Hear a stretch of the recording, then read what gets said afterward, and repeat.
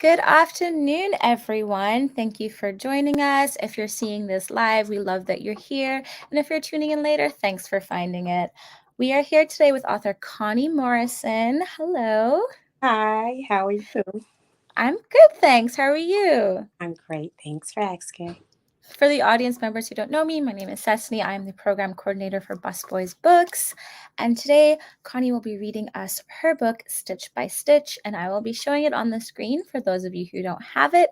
But if you do, be sure to follow along at home. All Oh, right, Connie, are you ready? I am, and I'll be switching up my voice and adding a little bit of Southern flair like that when Ooh, Hobbs Kepley actually speaking her own words. So here goes. I love that. Stitch by stitch, Elizabeth Hobbs Kepley sews her way to freedom.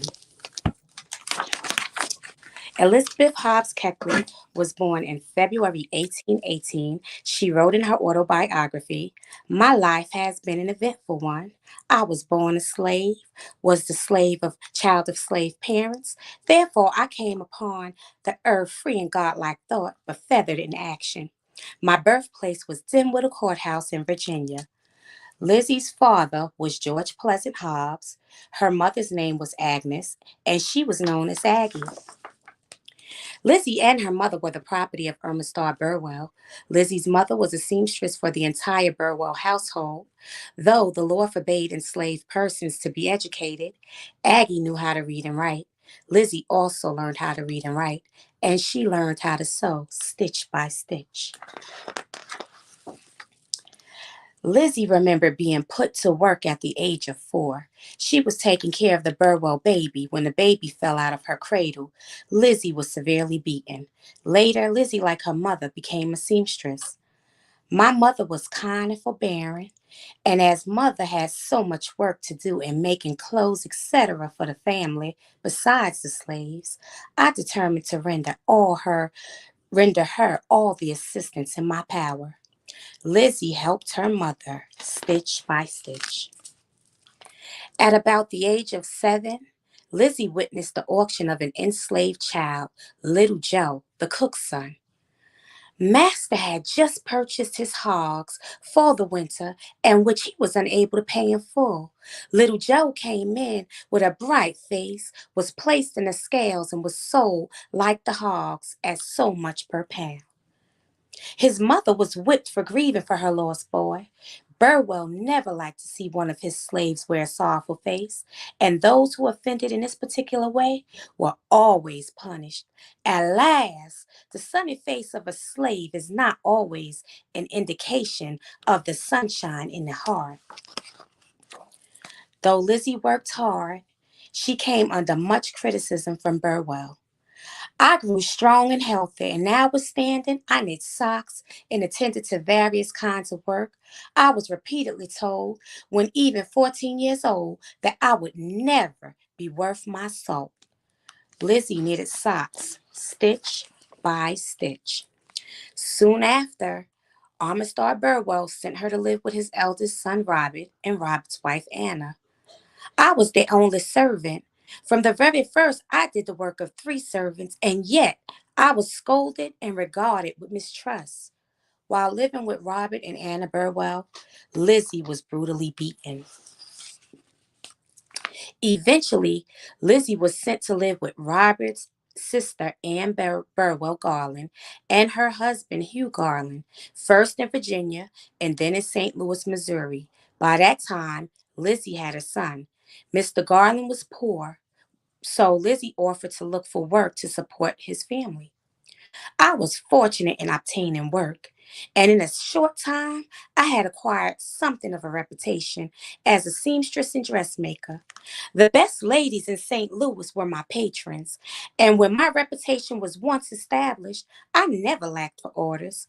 With my needle, I kept bread in the mouths of 17 persons for 2 years and 5 months, stitch by stitch. Today, most women buy dresses from a store or online. The dresses are made by designers, pattern makers, cutters, machine operators, and finishers. Hundreds of dresses in dozens of sizes are made in each style. But when Lizzie lived, a dressmaker would drape cloth on a patron's body and use the cloth to make a pattern.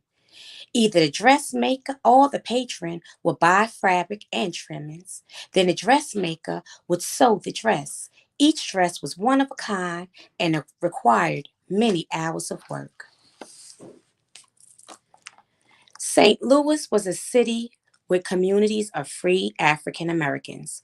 While Lizzie lived there, her desire for freedom grew. She made the request to Mr. Garland. I made a proposition to buy myself and my son. The proposition was bluntly declined, and I was commanded never to broach the subject again. I would not be put off thus, for hope pointed to be a freer, brighter life in the future. Why should my son be held in slavery? I often asked myself. Eventually, Mr. Garland, who was in much debt, relented and said he would take $1,200 for Lizzie and her son. Shortly after Mr. Garland agreed to give Lizzie her freedom, she married James Kepley. The day was a happy one, but it faded all too soon. Mr. Kepley, let me speak kindly of his faults, proved dissipated and a burden instead of a helpmate. Meanwhile, raising $1,200 proved to be very difficult. I went to work in earnest to purchase my freedom, but the years passed and I was still a slave. Mr. Garland's family claimed so much of my attention. In fact, I supported them, stitch by stitch. One day, a carriage stopped in front of Lizzie's house. Miss Lee Bourgeois, one of my kind patrons, got out of it and entered the door. You have many friends in St. Louis, and I am going to raise the $1,200 required among them. The $1,200 was raised, and at last my son and myself were free. Yes, free, free, free by the laws of man and the smile of God. That was November 15, 1855. Free by the laws of man and the smile of God. Lizzie agreed to receive money from her patrons only under the condition that she would repay them stitch by stitch. I went to work in earnest and in a short time paid every cent that was so kindly advanced by my lady patrons of St. Louis. In the spring of 1860, her debt paid, Lizzie decided to leave St. Louis and move to Washington, D.C.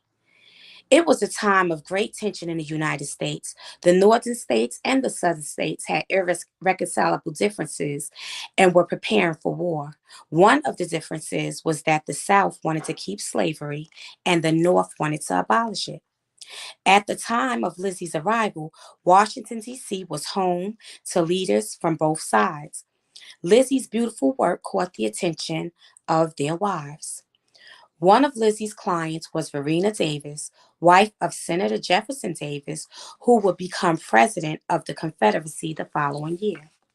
Another client was Mary Anna Curtis Lee, wife of Robert E. Lee, the future commander of the Confederate Army. Miss Lee needed a new dress. When Lizzie called on Miss Lee, her husband, who was in the room, gave Lizzie $100 to buy trimmings. With the money in my pocket, I went out into the street, into the store of Harper and Mitchell, and asked to look at their laces. When I asked permission to carry the laces to Miss Lee in order to learn whether she would approve my selection or not, he gave me a ready assent. When I reminded him that I was a stranger and that the goods were valuable, he remarked, and then he remarked that he was not afraid to trust me, that he believed my face was the index to an honest heart. It was pleasant to be spoken to thus, and I shall never forget the kind words of Mr. Harper. Miss Lee's dress was for a party given in honor of the Prince of Wales, and Miss Lee had been in a state of bordering on excitement over what she would wear. Lizzie began to sew the dress, stitch by stitch. Stitch by stitch, the dress was done in time, and it gave complete satisfaction. Miss Lee attracted great attention at the dinner party, and her elegant dress proved a good card for me. I received numerous orders. Abraham Lincoln was inaugurated as the 16th president of the United States on March 4th, 1861. Hearing that Lizzie sold for Verena Davis, Miss Lincoln was eager to hire Lizzie too. Miss L came forward and greeted me warmly. You have come at last.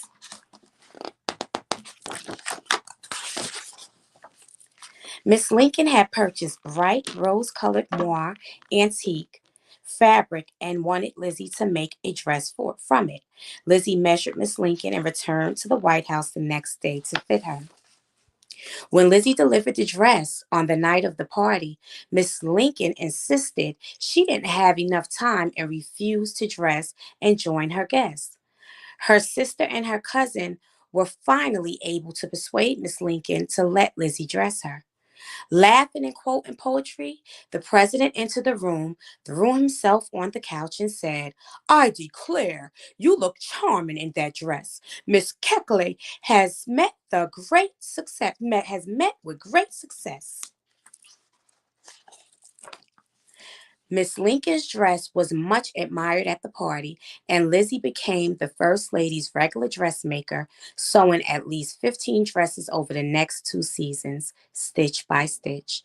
The women became friends. They supported each other through times of great tragedy. The death of Lizzie's son George in a Civil War battle, the illness and death of Miss Lincoln's son Willie, and the assassination of the president. More bad times followed as Miss Lincoln became impoverished and outcast.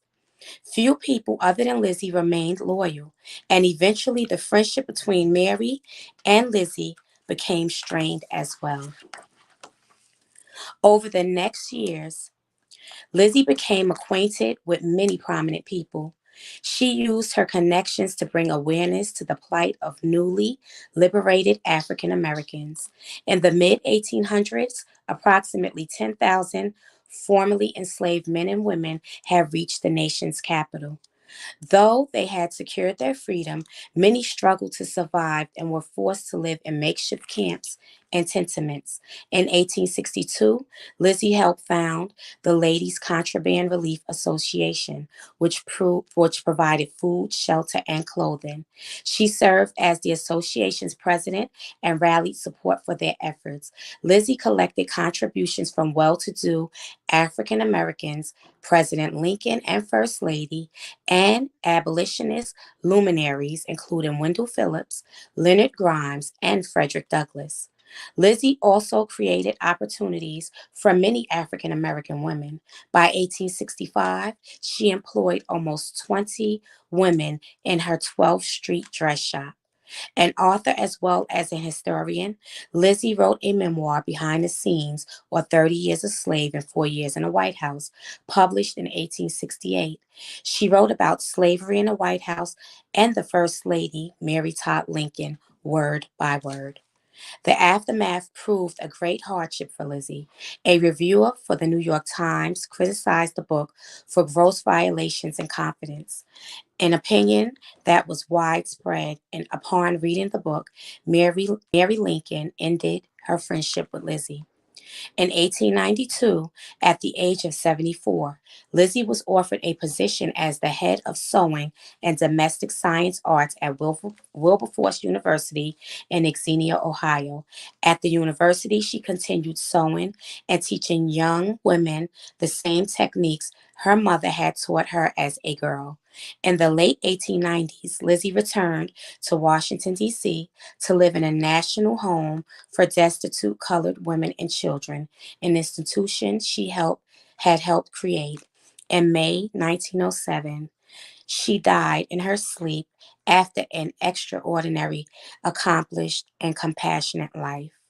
Elizabeth Keckley's legacy lives on in her words, her achievements, her dresses, and in the many stitches of her life's work. Stitch by stitch. Thank you so much, Connie. That was a beautiful reading. Thank you. And it's such an incredibly inspiring story.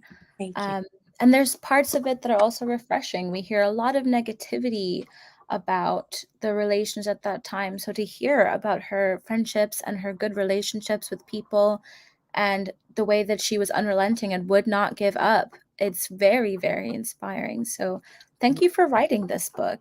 You're welcome. You're I welcome. think it's especially important to bring this kind of story to children. Absolutely. Absolutely. So, in your author's note, you mentioned that you stumbled upon this memoir. It wasn't quite stumbled upon. Um, since I was a little girl, somewhere in between 9 and 10, I started having, I call them out of body experiences, Mhm. call them visions. Some people call them miracles. I don't know. But my out of body experiences, these dreams I have, usually is deceased people that come to me and tell me different things. I'm Mhm. thinking of Elizabeth Kepley. I never liked history growing up. And she came to me in a dream, and I'll explain after I answer your question about the dream. But she's who told me about her memoir. And Hmm. upon waking up the first time from the dream, usually when I wake up the first time, I have to tell my husband or whoever's near me to take notes, because when I Mhm. fully wake up, a lot of times I either sleep a very long time throughout the next day, or I won't remember a lot of what took place until somebody reminds me. But I, woke my husband up and told him by the time I woke up, he had already ordered the book. Oh, wow. Went to Barnes and Nobles anyway to, see if maybe they had it. And when we got there, they didn't have it. So he ordered a second Wow. copy. And so I was, a little bit nervous, at first, but I read it, and I read her book in a day, which not, Wow. yes, it's not common for me. But the more I read, the more I could relate to a lot of what she had gone through, in life. And so one of her last request to me in a dream was to rewrite her story the way I Mm. read it as a child. So upon realizing this lady is real, because and not, let me explain the dream. Okay. Mhm. So if something don't make sense to me, I don't comprehend it. That's been me all my life. In a dream, nothing made sense to me because, Right. one, I was at a fashion show with my oldest son, which in real life is a celebrity fashion stylist with his own Mhm. brand. So she was at the event, and the way she was dressed didn't match me, my children, my husband, or anybody else at the event. So I thought she might Mhm. have been like a guest model at the event. And I waited for the right opportunity in a dream to go and introduce myself, which I do anyway, when I normally go to my son's events. And so when she started talking to me, I thought she was from another country, because when I would ask her questions, she didn't understand me a lot of times. Mm. I didn't understand her because of the slang, the differences in our Mhm. slang and how we spoke. So when she would say something to me, I would say, "Excuse me," or repeat that. But when I would say something to her that she didn't understand, she would say, "I reckon." And Right. I was, I asked, "Are you from Europe?" Like, where you from, and Mhm. press. And she said, "No, I'm from Virginia." And so Mm. she, throughout the dream, she shared some of her life story. She told me that she was a freed slave. And I'm, thinking, okay, maybe we need to call the police, because I think this lady might be a little bit crazy. She's in a costume, and I'm being honest. I'm telling you Yeah. so. And she told me she purchased her freedom and her son's. So now I'm thinking, but you just told me you was a freed slave. Where'd you get this money from to purchase Mm. your son's freedom? She told me Mhm. she was a fashion stylist years before my son, and some of his designs she actually created. And I'm standing there thinking, like, okay, this, I don't know how to go and tell my son that there's this lady here, something's not right about her. But everything, the feeling she gave me, it seemed right, even though what she was saying didn't make sense. She told me she was best friends with Mary Todd Lincoln and Frederick Douglass. And so Oh, I'm, wow. And you're in 2022, like how? yeah, I know about Frederick Douglass. I never heard about him being friends with Mhm. and Elizabeth Kepley, never in history. Mm. And I'm 50, and so at the time I was, in my late 40s. And so she told me that she wrote this book because she wanted to help Mary Todd. Mary Todd was being accused of some wrongfully, and Mm. Douglas convinced her to have it published by another mutual friend. And I'm sitting here like, okay, this is nothing made sense. So the purchasing her freedom, writing the book, best friends with Mary Todd, a millionaire. I was like, okay, this is not real. But then when I fully woke up and my husband's facial expression led me to believe, okay, everything must have been true. And when Mm. I read it and realized it, I said, okay, I have to write the story. And I also felt like, wow, I knew nothing about this lady, never heard of her mentioned with Mary Todd Lincoln, Abraham Lincoln, nothing. And so Yeah.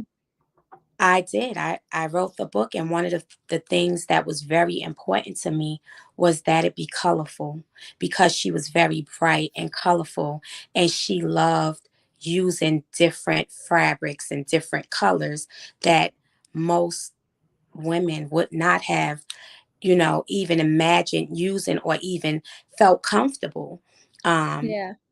asking to use. So I wanted it to be bright because that was one of the main reasons I didn't like history, not just the story. When to look at a history book about an Yeah. American, it was always dark colors, the dark brown, Yeah. blacks, and just grays. And N- dark stories. Yes. And Mhm. so it was just too much for me to handle. So I Yeah. went through life just not even Mm. really wanting to go back and hear about the past. I just want to move on into the future. But having a dream made me realize this is part of being able to move on into the future, is to share great stories. There were Yeah. famous women and men and African Americans with careers after slavery. It wasn't just Yeah. going from slavery and then becoming indentured servants. So And that's a really important thing to know. And it is an absolute shame that we don't know this. We're not taught this.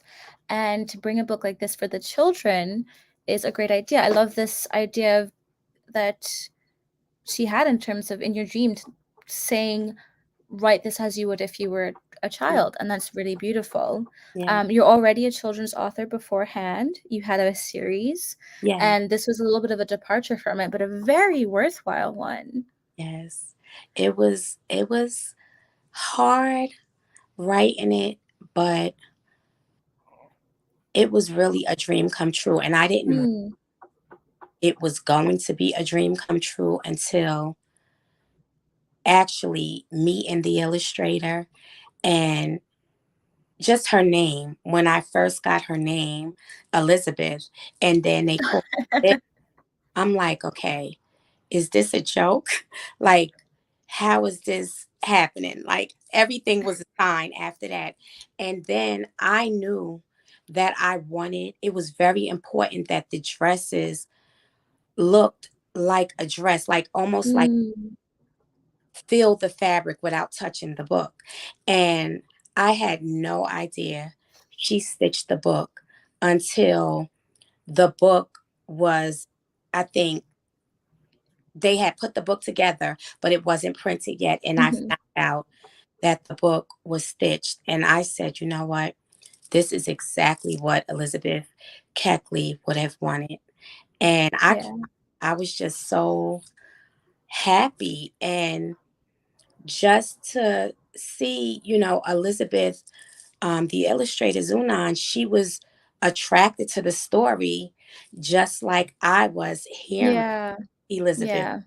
So it It was, sounds like an incredibly serendipitous experience. yes, this, And the way that you two came together sounds so as well. For everyone at home who doesn't have a copy of the book with them, the screen does not even do it justice because it is made with mixed mediums. So it's not just paper, it's got stitching in it, a pleat, all of these different things. If you do not have a copy, I recommend highly that you head on over to bookshop.org and go to the Busboys page, check out our lists, and we have a list of virtual read alouds.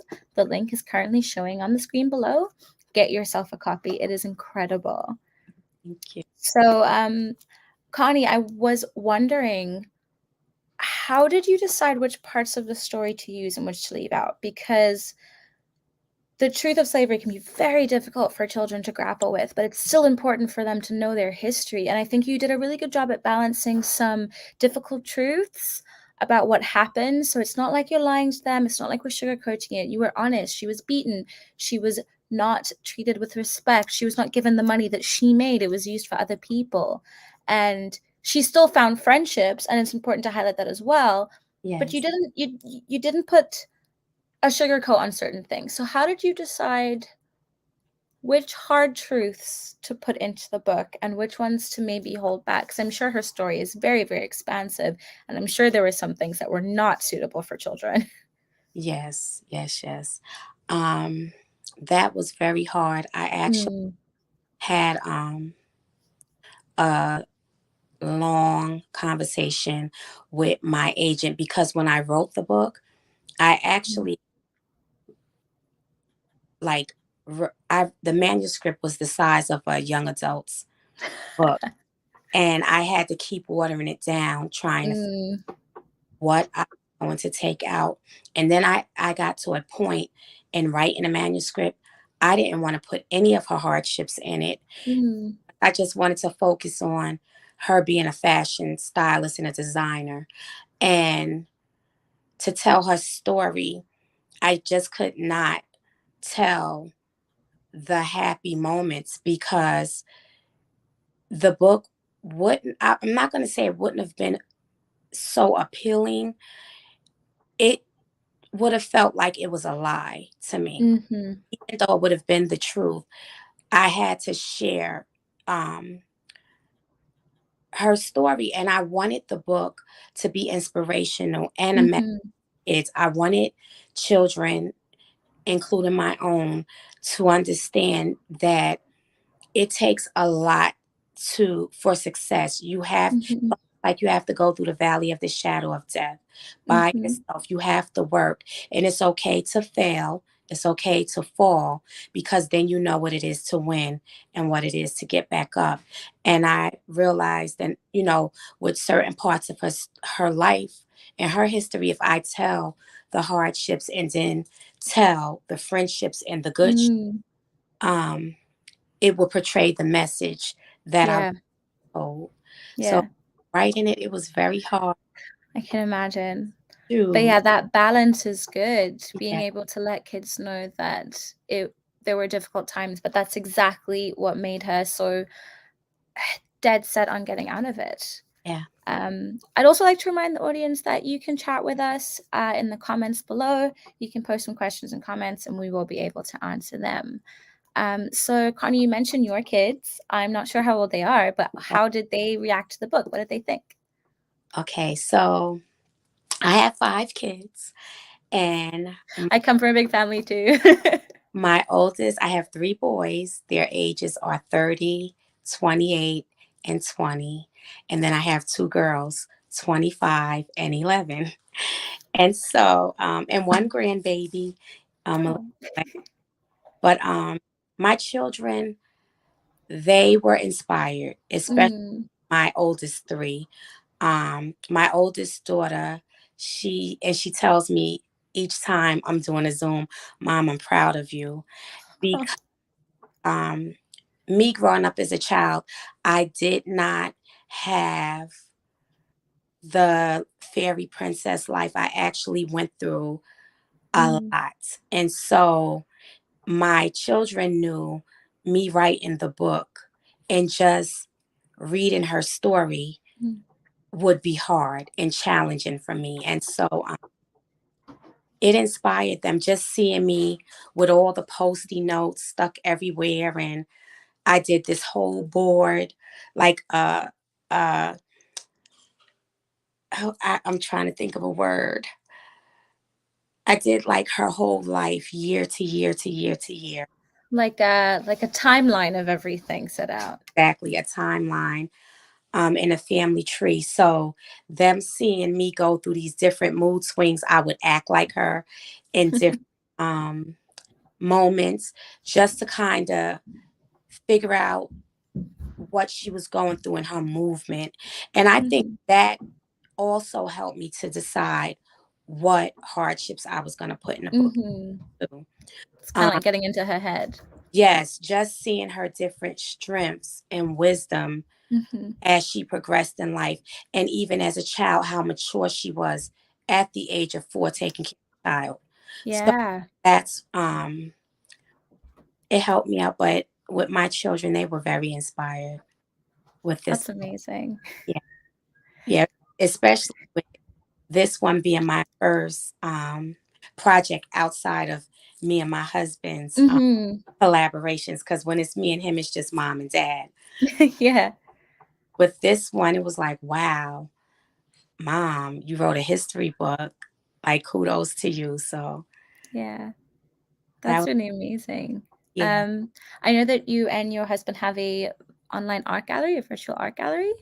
Yes, we actually closed the door to Mhm, brick and mortar because Frank's schedule is really, really busy. And mhm. busy schedule. I don't just write books. I have a cosmetic line as well.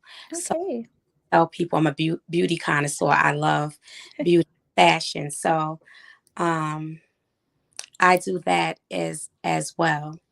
On Mm. you know with as along side of Alongside, I yeah. can see in that case, especially also with your son working in fashion, the Yeah. personal connection to this story. Yes, actually I have 3 fashion stylists. Oh, wow. So it's a family trade. Yeah. My oldest one, he has his own brand and he dressed a lot of celebrities. So Mhm. he fly all around the world and he buy unique pieces and recreate them in Oh, own cool. designs, and it's called one of none. He only makes one of each piece for whoever he's creating it for. Oh, wow, that's Yeah. very, very cool. And And in a lot of ways similar to how dresses were made in yeah, that day. yes. That's quite And cool. my 28-year-old, he has a skateboard squad with the rapper Lil Wayne. It's called Oh, wow. they have a game. It's called Squad. He also has Okay. his own skateboard. Both of my oldest two are semi-pro skaters. Skateboard. Okay, people are making moves here. Well, we call him TJ, but his name is. Mhm. He has a skateboard company. It's called the Public Transportation, and he also have a A cool clothing. name. Yeah, and both boys are sponsored by Nike. Like a lot of different companies sponsor them for their skating. So they do that. My oldest daughter, she have her own clothing line. Oh, Um, wow. Almost a lounge. She do like sporty outfits, Oh, and cool. she ghost writes. She writes music. So Oh, wow. So you guys have a very creative family. creative family.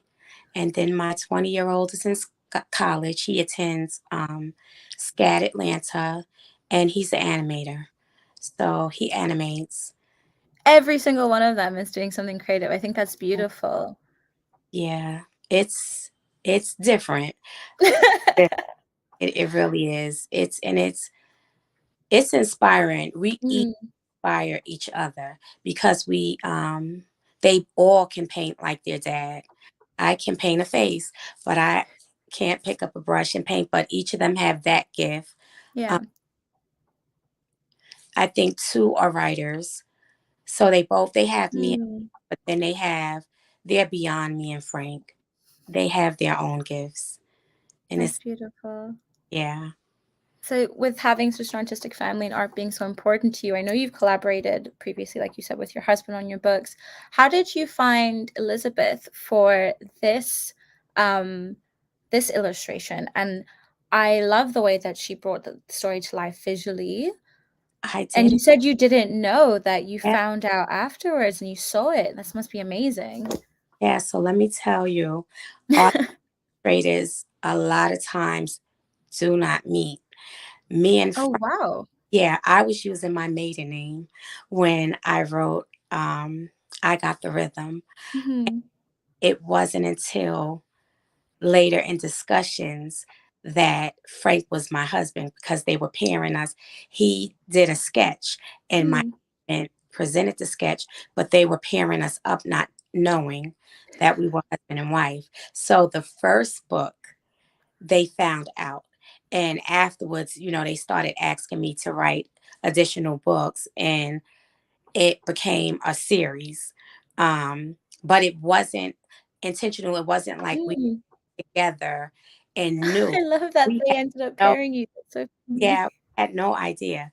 And then with Stitch by Stitch, Mm, I didn't know who the illustrator was until she was finished with her illustrations and the book had already been written prior mhm. to, you know, even doing the illustrations. But they paired us up right. They knew the Yeah, publisher knew how to, definitely. but yeah, I didn't pick the illustrators, but I'm Well, so they picked her very well. It really brings the story alive. and I absolutely love Liz. She is so incredible. That's amazing. I know that in your youth you grew up like singing songs and fairy tales and those kinds of things, and you mentioned not having your own fairy tale upbringing. Um, this book, it reads very much like a real life fairy tale of but instead of like a magic thing happening that makes everything right, Elizabeth really created her own magic and Exactly. created her fairy tale, brought herself out of that world, and it's incredible. Yes, yes. I realized early in life that dreams were real. Like you could dream Mhm. thing, and with enough support and hard work, you can really pull it off.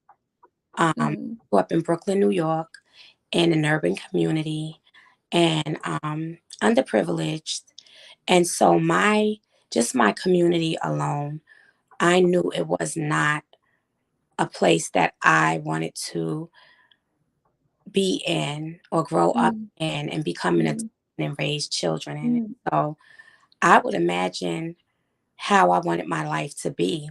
And by the time I got to middle school, I would handpick my friends. mm, Cool, smart, relatable. mhm, Anything that didn't match was probably where we lived and how we lived. But I realized in middle school, like I can pick my friends and they don't have to live where I live. They can live somewhere else and I can learn something different. And I also learned how to travel with reading. mhm, Like I knew my parents can't afford for me to travel here. mm. But if I read this book about China, I can be in China right now. Yeah. So I would do a lot of just imagining and putting myself in a whole world that was non-existent to everyone around me Mhm. than me. And so it helped me create the life that I'm living now. It's its own kind of manifesting. Yes. And Yes. that's the incredible thing about books, isn't it? You can transport yourself, you can learn about different places and kind of take yourself there. What made you decide to go with the medium of children's books? How did you get to that choice? Changing the mind of children. And Mhm. I say this often, if you could change the mind of a child, you could possibly change a generation, which can Yeah. potentially change the world.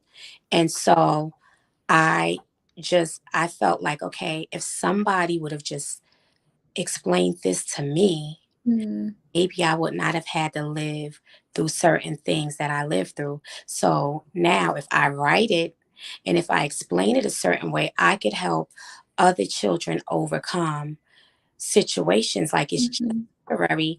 And even with like the hardships that I went through, I gathered so many things that money can't pay for: wisdom, strength, learning how to preserve my peace. And I taught it to my children. And I show other children, like, just because you're going through something horrific or horrible, try to Mm. find the good in it, because it's good in everything, even bad situations. Because once the bad situation is over, you realize just how strong you was, or just how positive you was. And that's something that you can make all the money in the world and you cannot buy that. Yeah, that's very true. So, what would you say is on the cards next for you storytelling wise? Do you have another thing in mind, or are you just, taking a little break after this one? Because I know, like you said, you do work in other spheres. I've been writing, Ooh. possibly working on some animation stuff that Ooh. I would love to see stitch by stitch in a movie. That Um, would look beautiful. yes, and actually, Sarah Jessica Parker mentioned Elizabeth Kepley on the red carpet, um, it was a couple of weeks ago, at one of the award ceremonies. And Interesting. as actually wore a dress, black and white, that she was inspired by one of Mary Todd's dresses. Oh, wow. Yeah. And so Wow. it was the big buzz, like she had to have seen this book. She, Like, the timing of that is incredible. yes, yes, yes. So I would love to see Stitch by Stitch in a movie. And I had an actress, I can't mention her name, that purchased my book and said, "This needs to be a movie and I need to play Elizabeth Keckley." So Okay. that's what We're definitely gonna have to keep our eyes peeled for that. I'm trying to make it happen. And I've written a couple of manuscripts. Um, Mhm. which one is coming out next? I don't know. I can't tell. But something cute and definitely different. Um, Amazing. yeah. And I'm also working on the next history book. And So it's, you're deciding to stick with history, that's really cool. well, I'm not going to say I don't want any more dreams, no more ghosts, but I've had two additional visits from two others that I never heard about. That's amazing. Well, you're bringing people who also have never heard about them this Yeah. story, which is really important. Yeah. One of them, I'm not sure, but the other, I know kids know about her, Mhm. but how I'm going to approach it, I don't know that yet. Yeah, I get you. So, in terms of this incredible story that you've told us and that you've brought to us, what would you say what's the one thing from Lizzie's story that you think audiences, child and adult alike, can really hold on to and take from this book? I think I would want children and adults to know, one, adults, you're never too old to fulfill your own dreams. Um, we were all born with a gift. For the children, I would like for them to realize what their gift is, and Mm, at that point, start using it every single day and sharing it with the world. Every yeah, that everything. is a very important message. Yeah. Thank you so much, Connie. I really, really enjoyed this conversation. I really, really enjoyed the book. Reminding everybody in the audience, once again, head on over to bookshop.org/busboy/shop, and you will find our list of books under virtual read alouds. You can find Stitch by Stitch. It is worth it, everyone. So, yeah, Connie, thank you once again. Everyone who is watching, I hope you have a fantastic rest of your day. Yes. Bye. Bye bye.